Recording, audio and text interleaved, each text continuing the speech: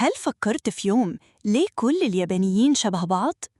ده سؤال بيتكرر من ملايين من الناس اللي بتسافر اليابان لأول مرة، أو الناس بتتفرج على أفلام وبيفتكروا إن كل الناس هناك ليهم نفس الشكل، نفس العيون، نفس تسريحة الشعر، نفس الملامح. طب يا ترى، هل فعلاً اليابانيين كلهم شبه بعض؟ ولو إزاي؟ ولو لأ، ليه إحنا شايفينهم كده؟ النهاردة هنتكلم عن الإدراك البصري، عن علم الوراثة، عن علم النفس، عن الإعلام والتاريخ والهوية الثقافية. وهتكتشف في نهاية الفيديو ده إن الموضوع أعقد وأعمق بكتير من مجرد شكل.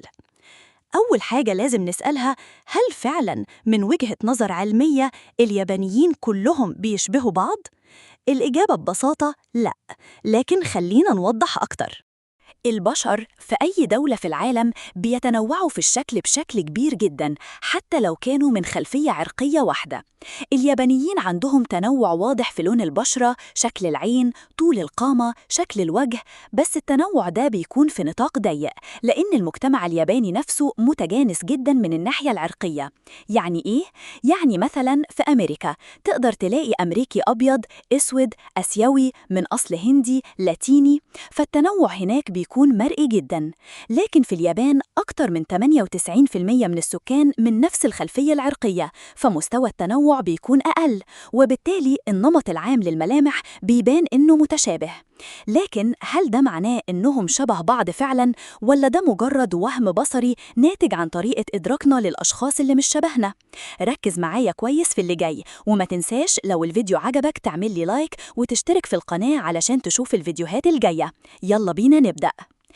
في علم النفس في ظاهرة اسمها Other Race Effect أو تأثير العرق الآخر. الظاهرة دي بتقول إن الإنسان بيكون عنده قدرة أعلى على تمييز وجوه الناس اللي من نفس خلفيته العرقية، وبيواجه صعوبة في التمييز بين ملامح الناس اللي من خلفيات مختلفة. يعني إيه الكلام ده؟ يعني أنت مثلاً كمصري أو عربي تقدر تميز بسهولة جداً بين وشوش العرب، بس لما تشوف مجموعة من شرق آسيا سواء يابانيين أو كوريين أو صينيين ممكن تفتكر إنهم كلهم نفس الشخص. مش علشان فعلاً شبه بعض، ده لأن دماغك مش متدربة كفاية على ملاحظة الفروقات الدقيقة في ملامحهم. الدماغ بتاعتك فيها نظام للتعرف على الوجوه اسمه Fusiform Face Area، والجزء ده بيشتغل بشكل أفضل مع الوجوه اللي تعرضت ليها كتير طول حياتك. فلو عمرك ما تعاملت مع يابانيين كتير، مخك هيشوفهم كنمط مش كأفراد. وده بيحصل في الاتجاهين. اليابانيين نفسهم ممكن يلاقوا صعوبة في التفريق بين العرب أو الأفارقة أو الأوروبيين لو مش متعودين عليهم. في نقطة تانية مهمة، الإعلام. معظم الناس اللي بتشوف يابانيين بتشوفهم في إيه؟ في أفلام، وغالباً بيكون في نمط موحد، نفس تسريحات الشعر، نفس الستايل، حتى نفس التمثيل الانفعالي. الناس اللي بتطلع في السينما بيتم اختيارهم حسب ستاندرد معين للجمال أو التقديم، فبيتكرر نفس الشكل.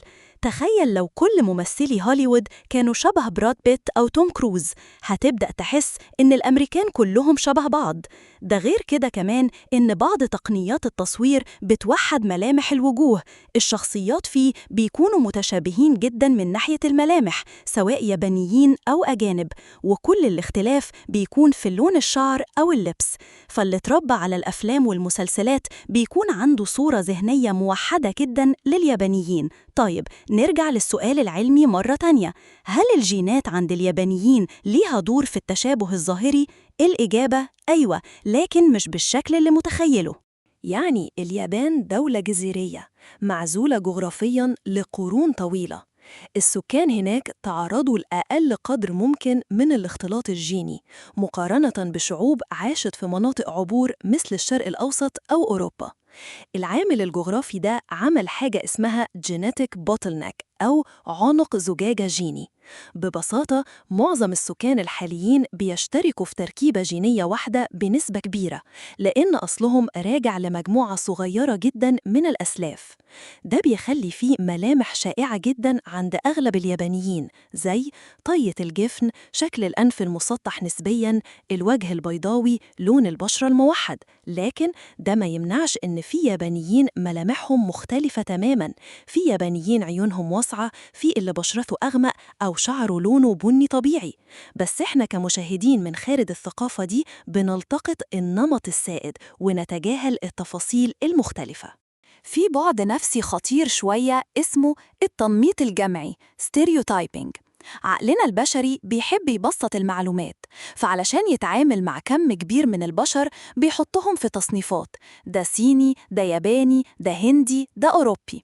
والمشكلة إنه بيختار صورة نمطية واحدة بس ويديها لمجموعة كاملة.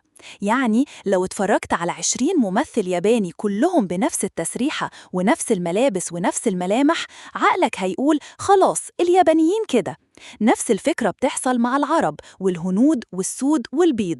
وفي حالة اليابانيين تأثير النمط أقوى بسبب التجانس العرقي الحقيقي في اليابان والإعلام الموحد والتعرض المحدود الفعلي في الحياة الواقعية. يعني إحنا مش بنتعامل مع يابانيين كتير في الشارع، فكل اللي نعرفه عنهم بيجي من الشاشة. تعرف إن في دراسة اتعملت في أمريكا طلبوا من مجموعات من الناس يميزوا بين صور لوجوه من أعراق مختلفة. الناس كانوا أفضل بكتير في تمييز الوجوه اللي من نفس خلفيتهم العرقية.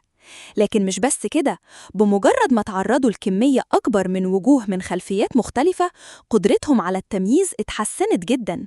يعني القصة مش اليابانيين شبه بعض، القصة هي إننا مش بندي عقلنا فرصة يعرفهم كويس. دلوقتي تقدر تسأل نفسك السؤال بشكل مختلف: هل اليابانيين فعلا شبه بعض ولا إحنا اللي مش واخدين بالنا من اختلافاتهم؟ هستنى رأيك في الكومنتات. لو الفيديو عجبكم ما تنسوش تعملوا لايك وتشتركوا في القناة.